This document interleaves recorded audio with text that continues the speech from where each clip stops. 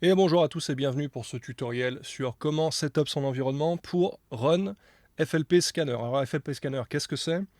C'est un script bash qui va vous permettre de retrouver vos samples qui sont manquants dans vos projets FL Studio. Alors comment ça fonctionne? Le premier truc, c'est que c'est un script, donc il va nous falloir installer un environnement sur Windows pour pouvoir le run, ce script. Alors pour ça, vous allez aller sur le Microsoft Store et vous allez chercher WSL Ubuntu. Après, vous installez ça. Donc tout ça, c'est gratuit. Alors je vous conseille d'installer celui-ci et pas les autres parce que j'ai pas testé mon script sur les autres. Donc tant qu'à choisir, je préfère encore que vous fassiez avec celui que j'ai moi-même testé. Une fois que c'est fait, vous allez avoir une petite icône comme ça, marquée Ubuntu, qui va apparaître. Vous cliquez dessus et vous allez avoir ce type d'environnement. Alors ça va peut-être avoir une apparence un peu différente parce que moi, j'ai déjà fait un petit setup. Bon. Alors, qu'est-ce que c'est que cet environnement? Cet environnement, c'est WSL, c'est Windows Subsystem Linux. Ça permet de faire un pilotage de votre machine Windows grâce à un environnement Linux. Donc tout ce qu'un environnement Linux peut faire en termes de script, ça peut l'effectuer sur votre machine Windows. Et c'est tout l'intérêt pour nous. Alors, si vous êtes sur Mac, la situation est encore plus simple parce que vous avez juste en fait déjà cet environnement qui est prêt. Pour ça, il vous faut démarrer l'application Terminal et vous allez voir quelque chose comme ça. Alors, vraisemblablement, ça ne ressemblera pas à ça non plus, mais ça ressemblera à des lignes de commande. OK? Alors, qu'est-ce qu'on fait à partir de là? Qu'est-ce qu'on fait? On télécharge le zip qu'il y a sur le forum d'FL Studio. Dans ce zip, vous allez trouver cette structure-là. Donc, je vous laisse le dézipper là où vous souhaitez. Vous allez trouver ce type de structure. Donc, le script en lui-même, c'est ça. C'est flpscanner.sh. Ça dépend des fonctions qu'il y a dans func.sh. Il y a le fichier dead, il y a un fichier markdown d'informations, il y a un fichier de configuration. Collected sample, c'est là où vous allez récupérer vos samples une fois que vous allez les retrouver. Projects to read, c'est là où vous allez mettre vos projets que vous voulez scanner. Et scan output, c'est là où la sortie du scan va être pour vous. Alors le premier truc qu'on doit faire, c'est indiquer à cet environnement où trouver le script. Donc maintenant qu'on l'a dézippé, ce qu'on va faire, c'est informer l'environnement là de où il peut trouver le script. Alors pour ce faire, on va faire cd. Ah oui, pardon. Avant de faire ça, il faut vérifier un truc. Avant de faire ça, il faut vérifier que vous avez le bon type de shell. Pour ça, vous allez taper echo, double apostrophe, $shell. Comme ça. D'accord?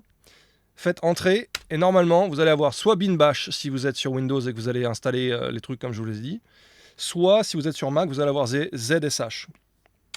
Si vous n'avez pas bash, c'est pas grave, c'est pas un problème. Vous faites cette commande-là. Donc ch -s. Et ensuite, vous mettez bin et bash.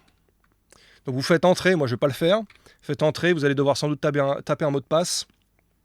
Et ça va vous changer votre bash, votre shell, c'est-à-dire cet environnement, de manière à ce que ça soit un bin bash. Pour vérifier, vous retapez la commande echo $shell et normalement vous devriez avoir bin bash. OK? Bon alors, maintenant qu'est-ce qu'on fait? On va faire un déplacement à cet endroit. On veut s'assurer qu'on est bien à la racine. Donc pour ça, on fait cd et tilde, ou la vaguelette. D'accord? Vous devriez voir ça ici. Si ce n'est pas le cas, vous pouvez faire cd tout court. OK? Donc suivant où vous êtes, si vous êtes sur une machine WSL, vous allez voir Home et puis votre nom. Si vous êtes sur un Mac, ça va peut-être être un truc différent, mais ça devrait ressembler plus ou moins à ça. Ce qu'on cherche maintenant, c'est un fichier particulier pour indiquer la configuration. Alors comment on fait ça? On tape ls-l a majuscule. On fait entrer. Et là, on va voir ce type de fichier, .bashrc. C'est ça qui nous intéresse. Donc on va l'éditer, ce fichier. Pour ça, on va taper vim, qui est notre éditeur, et .bashrc. Faites entrer. Vous allez avoir ce type de truc. Alors là, à ce moment-là, c'est très important de ne pas appuyer sur la moindre touche. Vim, c'est un éditeur modal, ça ne fonctionne pas du tout comme vos éditeurs habituels, donc ne faites absolument rien pour le moment. Vous allez presser Shift et G, ce qui va vous emmener au bas du document. Alors votre document à vous, il aura une tête différente de celui-là, parce que le mien a déjà été modifié. Maintenant, on va appuyer sur I. Et vous allez voir en bas à gauche que c'est marqué Insert.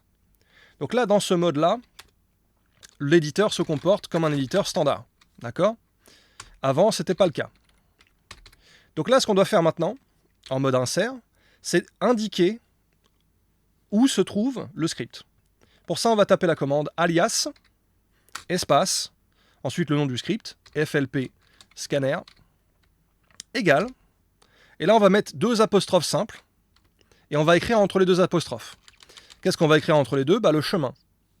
Donc on va sur notre Windows, Mac, vous pouvez faire la même chose, on copie le chemin, et on fait un clic droit pour le coller. Alors attention, on n'a pas fini.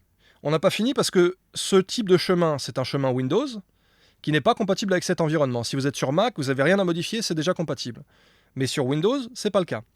Donc ce qu'on doit faire là, c'est changer les backslash arrière là, en backslash en slash avant. Donc vous les supprimez, vous les remplacez un à un, évidemment sans abîmer le reste.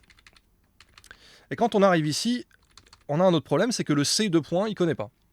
Ça, on doit remplacer par mnt/c, comme c'est marqué ici. Donc vous le faites. Alors évidemment, ça c'est si vous êtes sur Windows. Hein. Sur Mac, il n'y a aucun problème. D'accord? Donc mntc, user, machin, peu importe là où vous l'avez mis. Donc on a presque fini. Maintenant, on met un dernier slash ici. Et on tape le nom du script. Donc c'est-à-dire flpscanner.sh. OK? Une fois qu'on a fait ça, on presse la touche échappe. Donc là, regardez bien, le mode insert va disparaître. Voilà. Donc là, maintenant, on est en mode normal dans Vim. Maintenant, on va taper 2 points, W, Q. Alors pourquoi? 2 points, c'est passage en mode commande. W, c'est write. Donc ça va nous permettre de sauvegarder le fichier. Et Q, c'est quit. Ça va nous permettre de quitter le fichier. Pressez Entrée et normalement, vous êtes de retour ici. Maintenant qu'on a modifié ce fichier de configuration, il faut lui faire relire. Facile. Vous faites source.bash.rc. Faites entrer, et voilà. Maintenant, on peut vérifier qu'on a fait tout ce qu'il fallait en tapant alias et FLP scanner. Si vous faites ça et que vous tapez entrée, vous allez voir le chemin que vous avez fourni dans le fichier. Si vous voyez ça, félicitations, vous avez bien configuré.